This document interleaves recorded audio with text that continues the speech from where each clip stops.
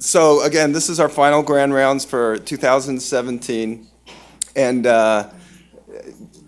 most of you know Dr. Hitchman. Dr. Hitchman arrived approximately 2 years ago. And at least in my opinion, revitalized, brought the HLA lab up to modern standards, energized the crew that was down there, energized the staff, and it's been a very great opportunity to have her here and working along with us. And so she's going to talk to us about a subject that everyone in transplantation thinks they know, but quickly realize how little they actually do know about it, and that's why we rely on experts like her. So, Dr. Hitchman.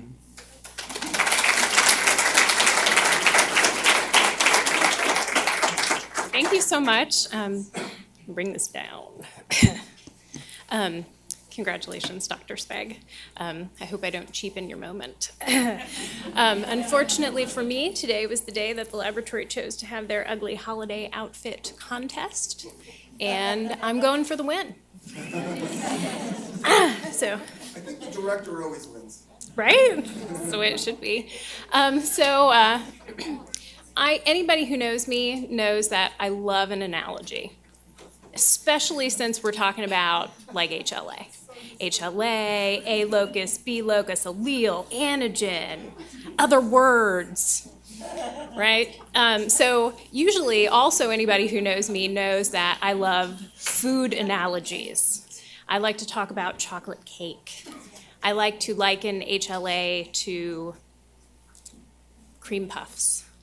But that doesn't fit in line with my New Year's resolution. So I'm going for a more athletic route this time around. So I was trying to think of something that really compared to what it's like getting your patient to transplant and then getting them past transplant. And I was like, American Ninja Warrior. Yeah. So that's the theme that I came up with, and we do have several surgeons and staff members that are actually quite up on their HLA game, so they are honored here, quite specifically. All right, so today's objectives/obstacles, because it's HLA Ninja Warrior, I'm gonna just real quick buzz by what HLA actually is. Can't do much with it if you don't know what it actually is. Clarify why the typing that we do is important, clarify what antibody testing we use and what we do with that, talk a little bit about the types of cross-matching that we use, and then kind of try to fold that into some cases so that it all comes together and makes some sense.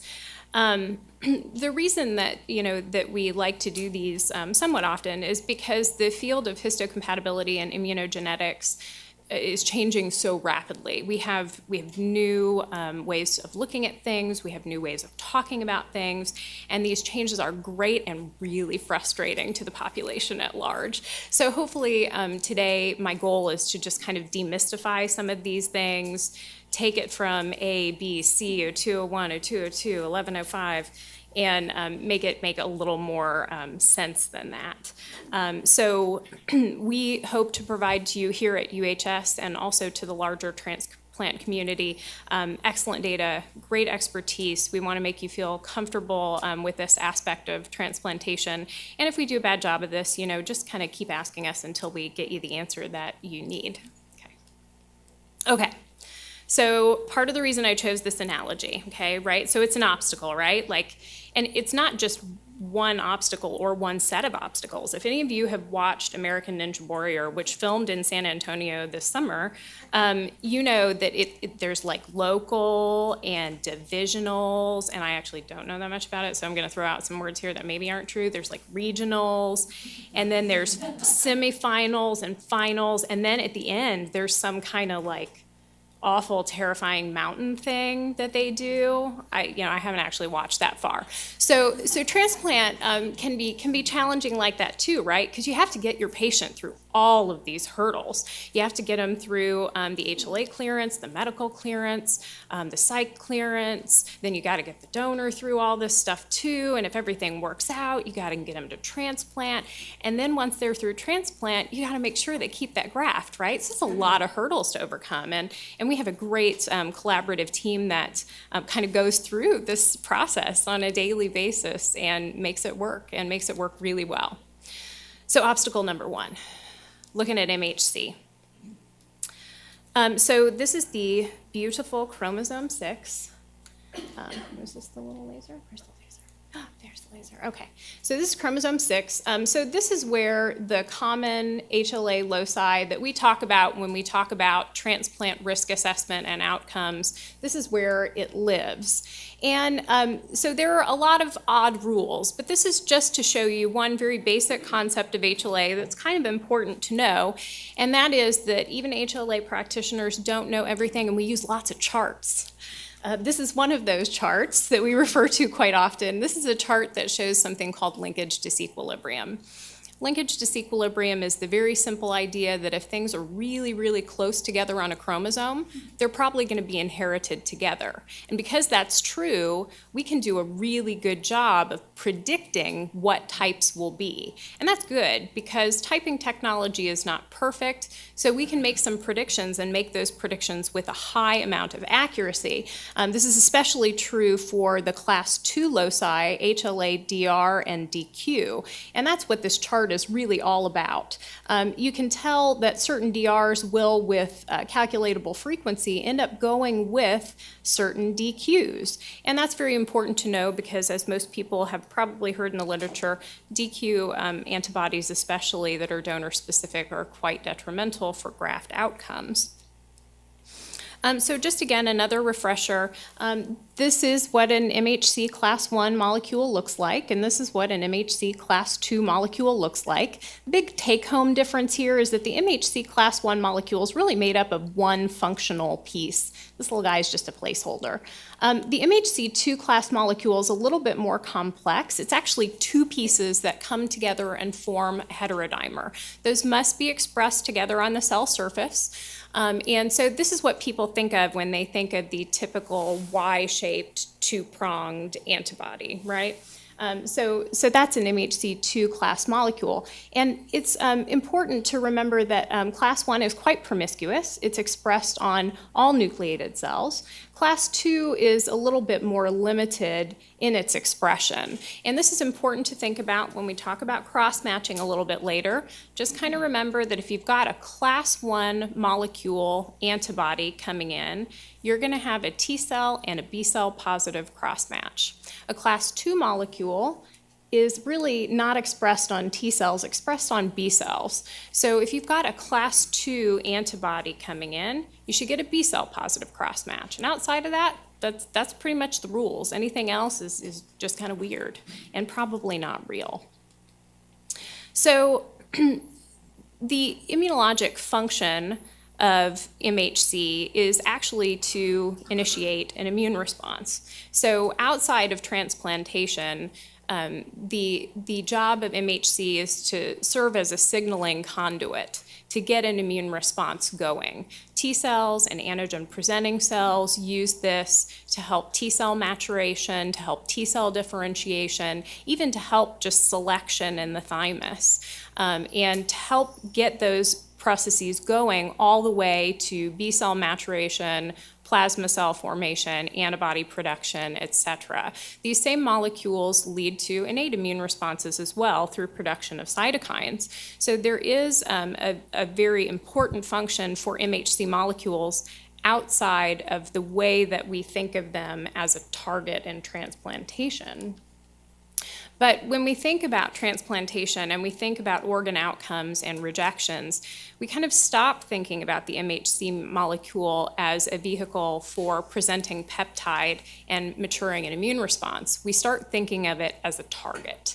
And so there are different ways that the body can do that. Here are just some of them. The indirect pathway is very common. It's when one of your APCs is doing its job, it's out there, it's looking for bad guys, it kind of pulls in some stuff it's suspicious about, and it goes over to your T cell and it says, hey there, I found this. Thought you might be interested in it. And the T cell reaches its MHC out and says, oh yeah, I am interested in that. And if it's antigen specific, it'll activate and it'll start a cascade. And in the case of transplant, the foreign antigen could be your donor's graft. And that could start a cascade leading to rejection that we're hoping to stop. So that's it with MHC basics. So let's clarify HLA typing.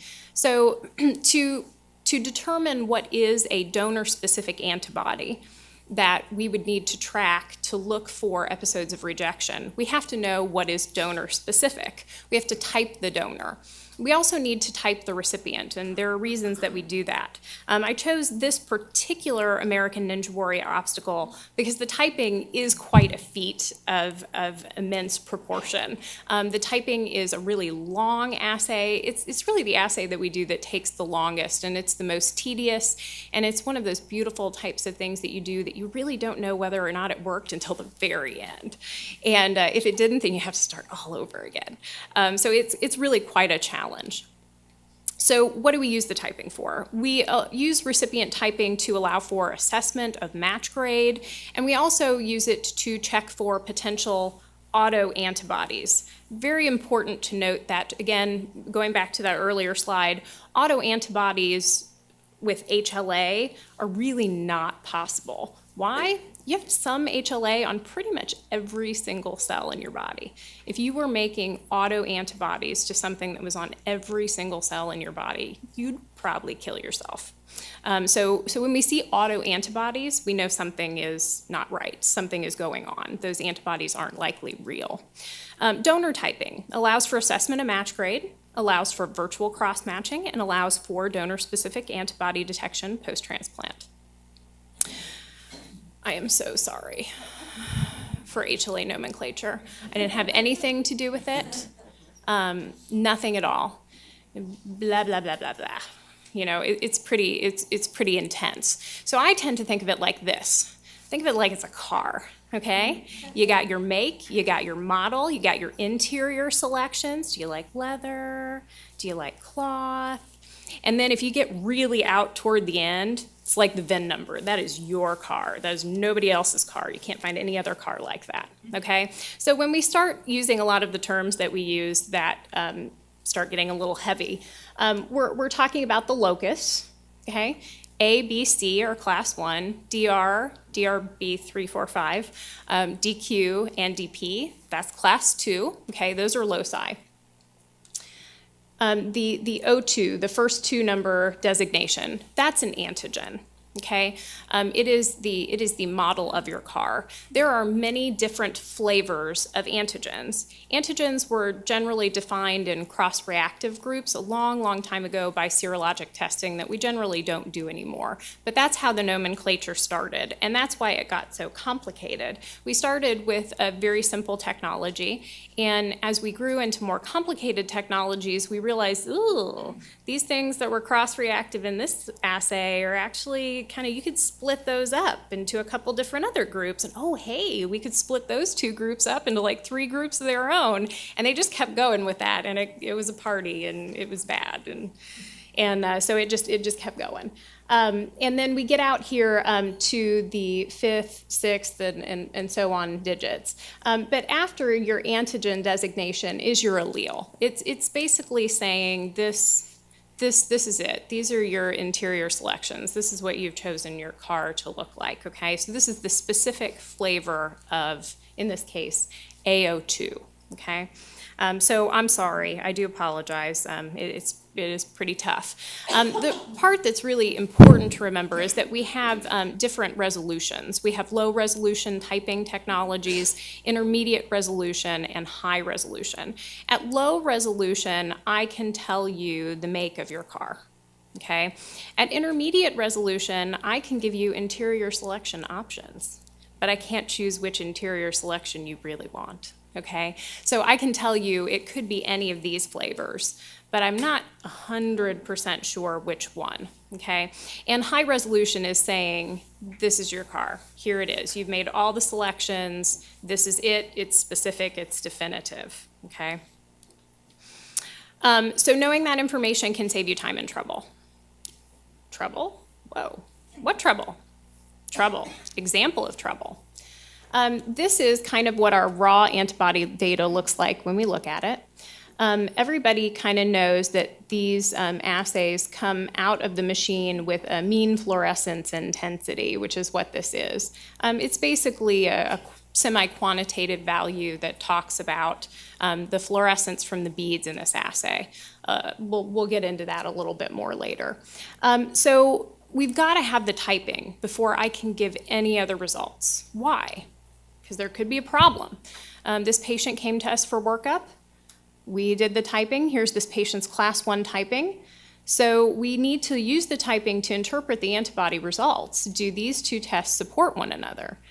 Well, no, they don't. We got a problem. Here at our center, 1,000 MFI to just below 3,000 MFI is categorized as weak, notable, but probably not dangerous. Moderate is about 3,000 MFI to about 10,000 MFI, dangerous. We don't touch that. And strong, anything 10,000 MFI and above, pretty dangerous. So this test is telling me that this patient is making a really robust antibody to their own type. Not just one, but two. That is not possible, right? So something's going on. So we treated the sample and tested again. Makes much more sense, okay? So trained eye is very good, and part of that trained eye is having the right material, okay? So typing is very important, and that's why we don't release testing without the typing and going over the typing hurdle. The other reason that typing is very important is because of the way that UNOS defines a match. I cannot tell you how many a time I've gotten angry phone calls from OPO directors, like, why did you turn down that zero mismatch offer? It's zero mismatch. This example will explain to you why. The UNOS definition of a zero antigen mismatch only takes into account A, B, and DR loci. There's lots of other loci out there, okay, and they feel marginalized by that. So right now, this looks like a 6 of 6 antigen match. Antigen, not allele. This is low resolution data, not high resolution, and this is the only resolution that OPOs are mandated to give us at this time. So if you look a little deeper and you do a little bit more typing, look at those other loci. Ooh, this went from being a 6 of 6 antigen match real quick to being 7 of 12. So this donor and this recipient are not at all matched. And then if you apply the high resolution typing to this, yowza, these people are not matched at all. Okay, so just to bear in mind that when we're looking at virtual cross-matching, when we're looking at whether or not a pair are well suited for transplant, an antibody comes into play and matching is important, it's important to really regard all loci and high resolution typing. That's the only thing that's going to tell you the truth, because a real pretty picture can get real ugly real fast. Okay, and the matching can be important because we know that the better matched a patient is with their potential donor, the better their potential outcome will be, because every single match is one less opportunity for a donor-specific antibody to come into play later and cause organ rejection. Okay, so it is very important to note, though, that matching is not a must for solid organ transplant to go forth. It's great and we love it, but it's not something that we mandate like they do in bone marrow cases. And even HLA identical patients can develop AMR and other complications. So those things should be taken into consideration. So just again to reiterate, we need typing for everything that we do. It's the basis of everything that we do. Okay, obstacle number 3. HLA antibody data. So here's where we get into the further application of the alphabet soup. So hopefully this will make it a little more approachable. So sources of HLA antibodies. Your patient can present at workup with HLA antibodies. This means that their plasma cell population is already producing antibody. They've already been exposed and sensitized to HLA antigens at some point. They have those antibodies. What if your patient comes with no antibodies? Doesn't mean they never had them. Antibodies require antigen to feed off of for the B cells to continue producing those antibodies, okay? The B cells require that stimulation. If they're stimulated to produce antibody and then all of a sudden the antigen goes away and they're not stimulated anymore, they don't all die. Some of them will go quiescent. And that can happen for, as far as we know, a very long amount of time. So those B cells, if given that antigen again, could wake up and make the same response again at the same level or even more robust and much, much, much faster. Okay, so you got to worry about memory B cells. Then there is de novo production of antibodies. De novo is truly novel production of antibodies, B cell stimulation resulting from a first-time exposure to an antigen. Okay. So what do we look at pre and post-transplant? Well, pre-transplant, we use the antibody information to inform risk assessments, virtual cross-matches, and induction therapies, right? Do we need to be cautious? Is this A-okay? Should we not do this? We can get a lot of information from that. Post-transplant, we're looking for donor-specific antibodies. We're looking for chances that our patient is rejecting their graft. We're looking to see if they have antibody-mediated rejection, and we're looking how we can potentially treat those types of outcomes. So what tools do we have? We have good tools. We have not great tools. We have tools that we need to use with other tools, otherwise they won't work, okay? This is a very confusing point, so I definitely wanted to spend some time on it. PRA stands for panel reactive antibody. This term is thrown around a lot. And there are different types of PRA, so I'd like to clarify what those are. The PRA is just kind of a screen. It's telling you whether or not your patient is sensitized to HLA antigens. We can go deeper than that and test for actual specific targets of those antibodies, and that's great. I think everybody knows how I feel about MFIs. They're good for estimating. They're not good for hanging your hat on, and we've seen lots of data like that. But we can tune all of this testing to get the answer that we need. So PRA, there's a listing CPRA, there's a calculated PRA, there's a screen, our Luminex screen pretty much just says yes or no, and there's a flow PRA. These are all things that people tie to the term PRA, which again stands for panel reactive antibody, implying that there's an actual test involved.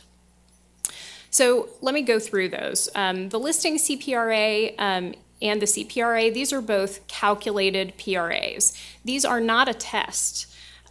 These are not even really a measure of true sensitization. The CPRA doesn't tell you my patient is 98% sensitized. The CPRA is when we detect antibodies, we decide which ones we're worried about, and we tell UNET, I don't want to cross these antibodies. I don't want my patient to come up for a donor that has this type because I know there's potential for rejection there. I'm calling them unacceptable. So we enter those unacceptables into the UNOS calculator. Based on that data and frequency data of the representation of HLA types in the national donor pool, the CPRA calculator spits back a percentage to you. And that percentage, again, is not your patient is this sensitized. It is your patient is incompatible with this percent of the national donor pool. So when you see a CPRA percent on a report, it means your patient will not mesh well with 48% of the national donor pool. Because that's what it means, it's important to realize that your patient can be sensitized to HLA antigens and have a 0% CPRA. We cross weak antibodies here. We don't list them as unacceptable. So if your patient has weak antibodies, they will have a 0% CPRA, but they will probably still need some type of intervention at the time of induction. Okay. So CPRA examples. This is what the CPRA calculator looks like. It's literally just us going in and checking a box. But that box has serious ramifications. Here at UHS, we operate on an all or none pathway. We kind of described earlier that there are different flavors of each antigen. A2, for instance. A2 is an antigen that has hundreds of different iterations, okay? So if your patient is making an antibody to one of those, do you want to call A2 as a whole unacceptable? Because if your patient's just making antibodies to one of them and you say A2 is unacceptable, you're telling the system, I don't want to see any donors that are A2, even if they're the other A2s that my patient isn't making antibodies to, right? So we don't make something unacceptable unless all of the things we can test for that are of that flavor are unacceptable. Why do we do that? Because the CPRA calculator is very hardcore, okay? Let's say we made A2 unacceptable just because the patient had one antibody to it. You've just excluded 48% of your donor pool just by that one thing. Yee. Okay? DR4. There are lots of those too. That's 30%, and there are many different kinds of DR4. And patients don't always make antibodies to all of them. DQ5 and 6, not at all rare in our patient population. That's 64%. Okay, so you really have to be very careful with how you use the CPRA calculator and knowing what it means. Now, the actual test, there is an actual test that is panel reactive antibody, and this is what it looks like. It's a bunch of beads with a bunch of antigen on it. And the beads in this particular assay contain many, many different antigens of either class 1 or class 2. We apply the serum. The antibodies in the serum will stick to any antigens they find that they like. We'll wash all the excess off, and then we'll apply a secondary that will glow and show us a fluorescent shift. And in that way, I can tell you your patient is reacting to, in this case, for class 1, 0% of my panel. Your patient is not sensitized to class 1 antigens. In the case of class 2, however, your patient is almost 90% sensitized to class 2 antigens. Okay, so this is a measure of sensitization and is an actual test. Phenotype beads. This is something you never see on your report, but this is a test that we do every day to clarify results. This test is my tiebreaker. It is my truth serum, okay? When one or the other test gives me the impression that it's lying to me, which is quite frequent, this is the test that I order to figure out who's telling the truth.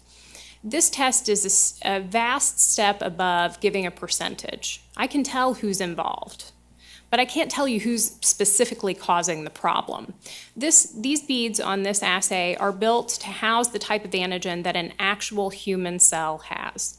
It has 2 haplotypes from either class 1 or class 2 on it, just like you would get from mom and dad. And it has the amount of antigen on it that is much more like what you would find on a human cell. So what this assay tells me is extremely biologically relevant, and it helps me kind of weed out who's lying. The most sensitive flavor, and it's a great tool, I say that right before I am about to tell you a bunch of bad things about it, is the single antigen assay. This assay is very unique in that it's one bead, one target. It's one bead with as much as a single allele they can pack on, okay? As much antigen as they can pack on it. It is 5 to 10 times the amount of antigen you'd ever find on a human cell, which is kind of good because it makes this test ridiculously sensitive, okay? It's like super sensitive, like you sneeze around this test, it's gonna be positive, okay? But it's also bad because that means it has a tendency to over-exaggerate and lie, okay? So that's why I need these other tests to support, okay? So its true grace is that it's very sensitive. The take back is that it has a lot of false positive potential, okay? And that's another reason why we don't love the MFIs so much, and the result is semi-quantitative. It is important to remember that between all these tests, the antigen composition is slightly different. So I promise you that when we're making these comparisons, we don't run the test if we don't know what's on it. If I see something in the single antigen assay and I want to prove whether or not it's real and it's not on the other assay, I probably shouldn't run that assay. Okay, so we are pretty knowledgeable in that area. So the good. We can use all of these tests to give you allele level resolution. We can define for you what the program is comfortable crossing as unacceptable or acceptable. And these tools are vital to catch DSA. We couldn't do it without them.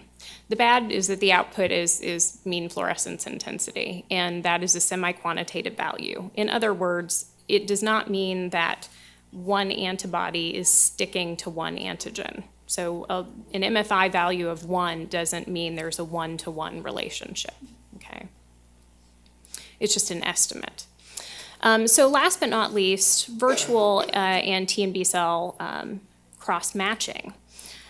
We do flow cross-matching here with regards to physical cross-matching, and we use these tools together to predict outcomes for transplant. Outcomes are only as good as your data. So if we've tested a 50-year-old patient for the first time and they immediately come up for a transplant offer, it's a female, she's had 5 children, that's a lot of sensitizing events. And I tell you she's not sensitized, that may or may not be true throughout the entirety of her life, okay?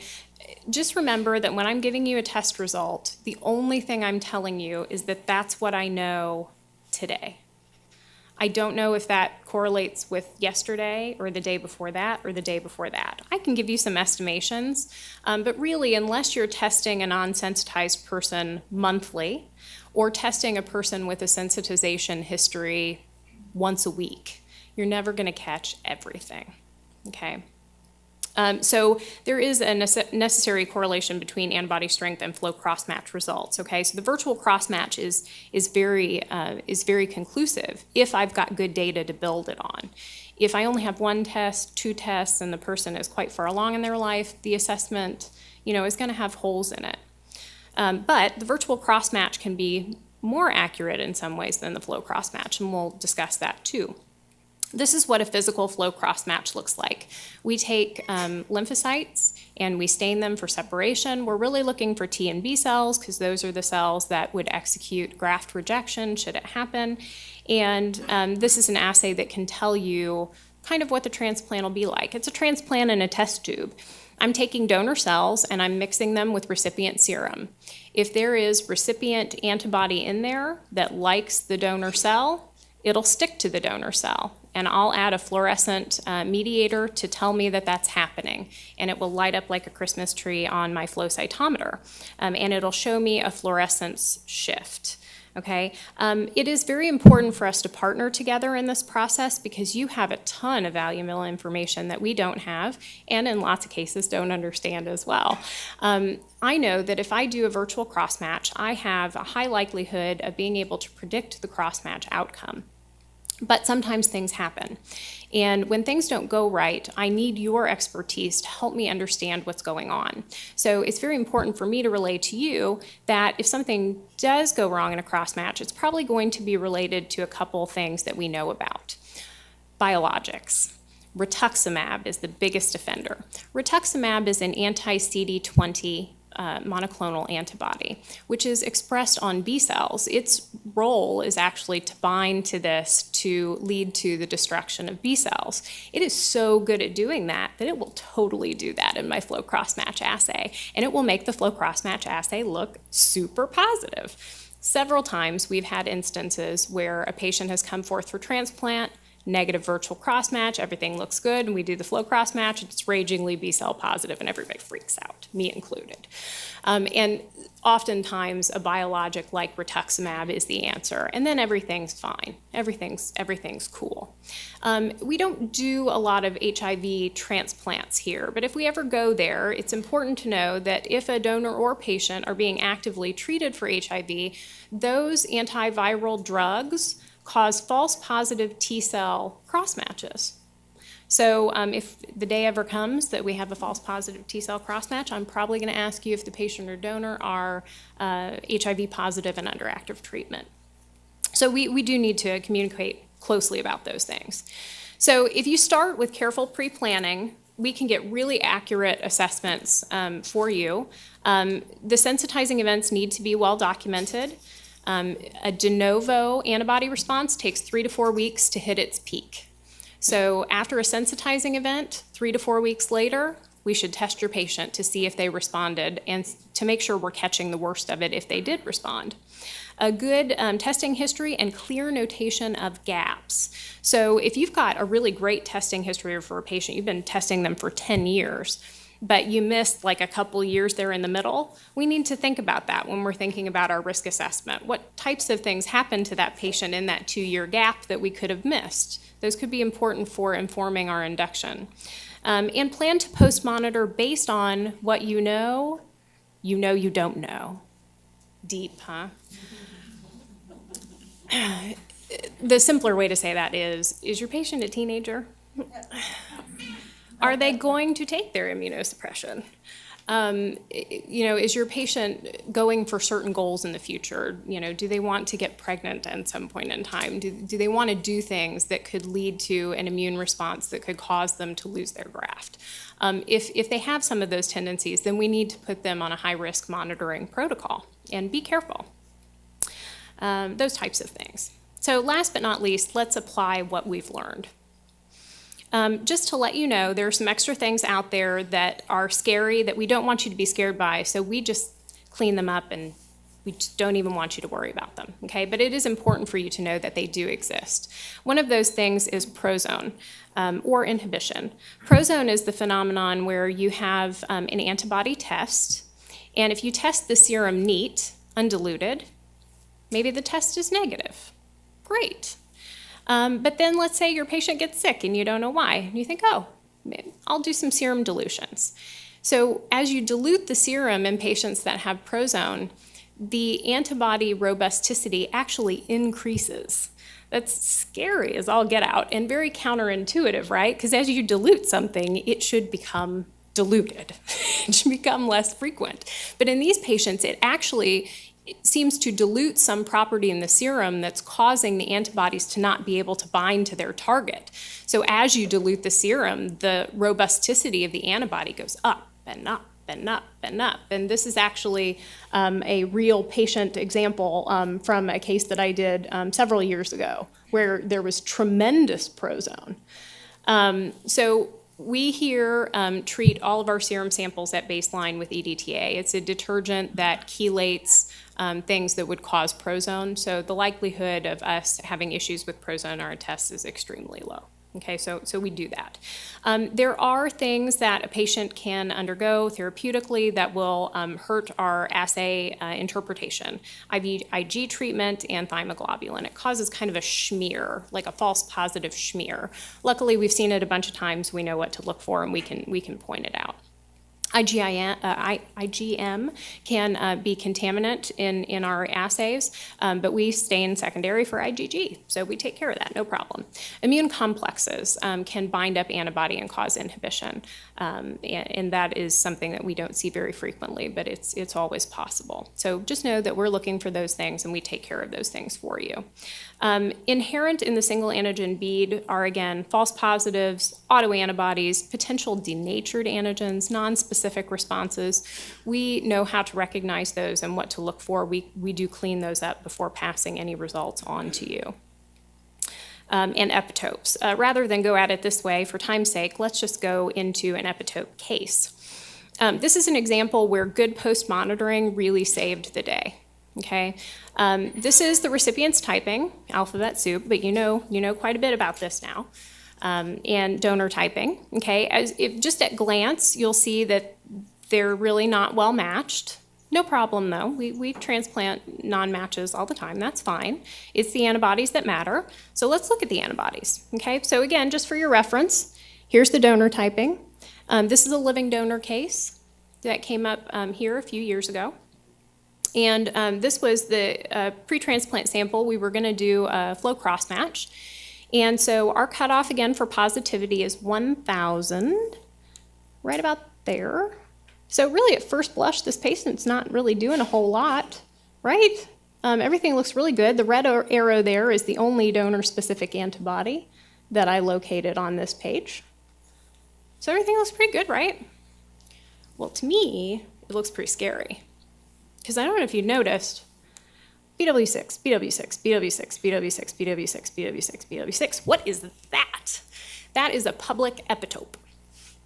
What that means is that all of those allele specificities share a common piece. They all have a string of genetic information in them that's identical at the very same position. So when I see stuff like this in my assay, and this is the key reason I don't put MFIs on reports, it tells me that something is not telling the truth. This could be not an antibody to specificities, but an antibody to BW6, which is part of all of those things. So this is a bead competition problem. This assay is built to be one target, one bead. All the antibody that's true for a target goes to that one bead, lights it up. But in this case, your target is on 30 different beads. So your beads are going to compete for all that antibody. The antibody is going to spread out across the beads and make it look artificially weak. Okay, so what do? I do a surrogate cross-match to see if there's really a biologic response. It's not a perfect tool, and in this case, the surrogate cross-match was negative, so I couldn't prove it. But it made me nervous. So at least we decided to really closely post-monitor, and we went forward with the case. So glad we closely post-monitored. Keep in mind that this is the column you want to pay attention to. 3 days post-transplant.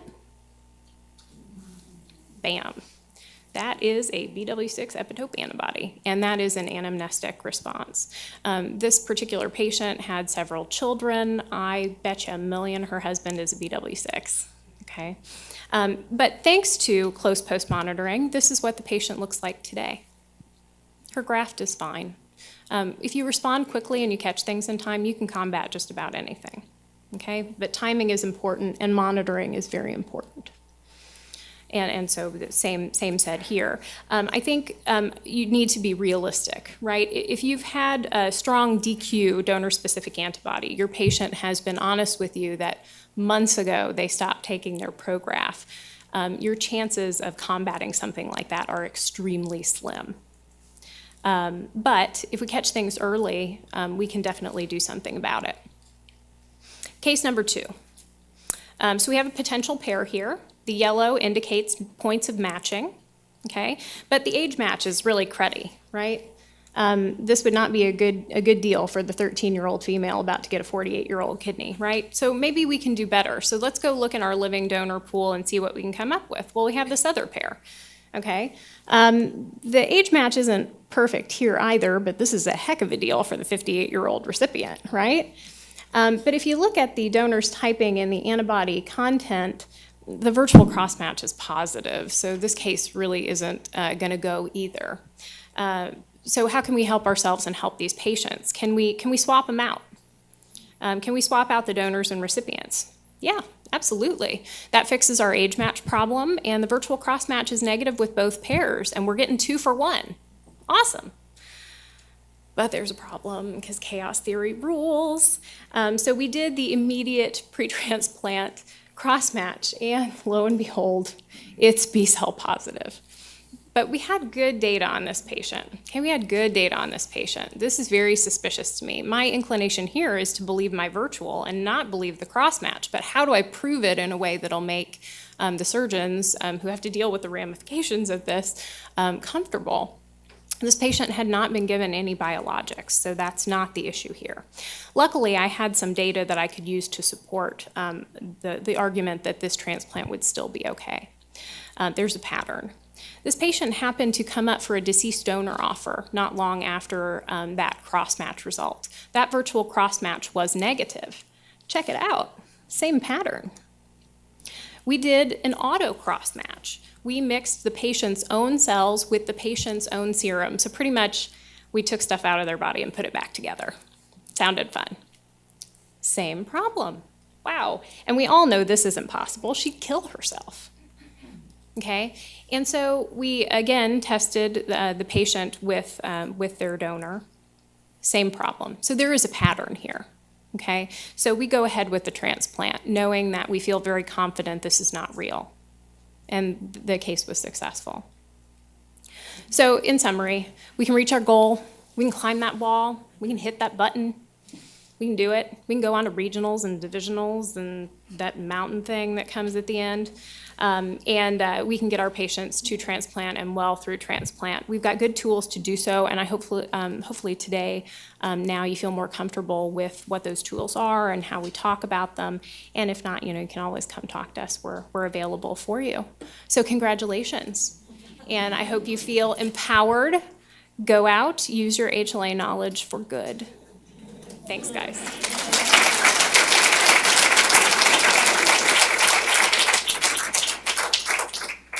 Explain to us, other than receiving an organ from an identical twin, every organ is gonna have foreign antigen, and foreign antigen stimulates an antibody response. Why do we not get an antibody response in 100% of our transplants? Because we got good drugs. Because Is it purely the drugs? I mean, well, drugs are good, but right? The advances in our ability to transplant are mostly attributable to our leaps forward in immunosuppressive therapy. Absolutely, absolutely, yes. So these fancy phenotypes, single donor beads you brought up. Oh yeah, they're great. How often are you using that in addition to single antigen beads, or when do you decide to use it? I'd say greater than 50% of the time. And what makes you use it? So I will see an antibody reactivity pattern that doesn't make sense. So the goal, when especially mostly pre-transplant, I don't use them much post-transplant unless there's a questionable donor-specific antibody that I think is not real. But pre-transplant, something that happens really, really frequently, is I'll see a pattern of reactivity, and it can be kind of weak, or it can even be strong, and it can be a whole page of data. And it just doesn't make any sense. It's like, it's things that aren't related by cross-reactivity, by epitope. For all the complexity that HLA is, it should make sense. You become sensitized to something, and the antibodies that you have should relate to that something. They shouldn't be like related to this thing, and oh yeah, there's this like way over there that has nothing to do with that other thing. They should be related in some way. So when I look at class 2, for instance, a very frequent problem that we have is we see the person has a range of antibodies. They've got a DQ4, and they have a DR51, and they have some DPs, and they have all this other stuff. It makes no sense. They wouldn't have become sensitized to any of those things from one or even a couple encounters. Your only way of getting sensitized really to class 2 is through prior transplant or pregnancy.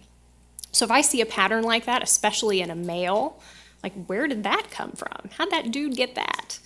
Molecular mimicry, you can get sensitized through vaccination or really robust infection, but it should again make some sense. So when I see antibody patterns that aren't related by epitope or by cross-reactive group, I back check them with the phenotype beads, and 90% of the time they're fake.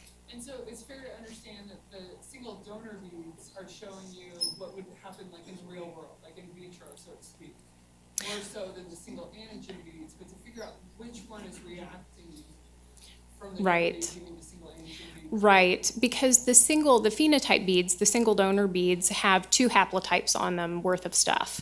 So if a bead is positive, I can't tell you which of the 6 players in the game is causing that. But I can compare it back to the single antigen data and ferret out who's causing the real problem. The downfall of the single antigen assay is its sensitivity. So it can warn us well ahead of time if something's coming, but because of the way it's built, I mean, to get that much antigen on one bead, you have to very severely chemically and mechanically shear antigen off of very derived cell systems. And when you put those antigens back on the bead, they don't always reconform to their correct 3-dimensional structure. So you end up getting antibodies sticking to them that see things that you'd never see on a human cell, because the antigen is exposed that should be folded in the middle. So denatured responses. And the phenotype beads are from actual human cells. They're much more gently prepared, so they're usually a little bit more honest. Combinatorial tool for sure. So you said to look for people who are making antibodies to BW4, BW6. You're in a surrogate cross-match. What is surrogate cross-match? A surrogate cross-match is me taking blood products from very sweet and willing volunteers who we've typed over the years. It's mostly our lab members. But some of the nurse coordinators, they're on that list too. We've come and poked you for stuff. I know their HLA type, and let's say I want to prove a BW4 epitope. I'll find somebody on my list that's homozygous for BW4, and I'll go draw their blood, anticipating a positive cross-match if I'm right. I'll also draw somebody that's heterozygous, expecting a diluted response. So a surrogate cross-match is me picking a donor on purpose to satisfy my own needs. And how useful are they? Very useful. They're very useful. The one bummer part is with epitope antibodies, the single antigen assay, because of the complexity that we talked about earlier, can't really tell you if the epitope antibody is really there, if it's weak, if it's strong. So if it's there, but it's weak and it's kind of old and it's not at its peak, your cross-match is still going to be negative, just like what happened with that patient. That's why you should test several different surrogate donors to make sure that you're making the best assessment possible. Another good tool is the flow PRA assay actually, because the single antigen beads have like 30 epitope carrying characters. The flow PRA beads don't have that many, so there's not as much opportunity for spreading. It's really good at uncovering those types of reactions.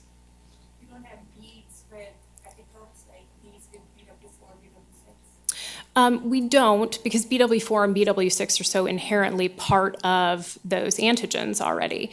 But the HLA world is going much more towards epitope reactions, eplet reactions. So I'm sure that someday somebody might not put just an epitope or an eplet on a bead, because those are super tiny, but maybe they would put things that they know have those epitopes and eplets on a bead. That is definitely a possibility for the future of HLA testing. Can we get the members of the HLA lab to stand up? Yeah. HLA lab. Wow. You never get, most of the time you guys are coming in the middle of the night, no one ever gets to see you, so. Thanks. That's true. All right. Awesome. Thank you. Thanks, everybody. All right.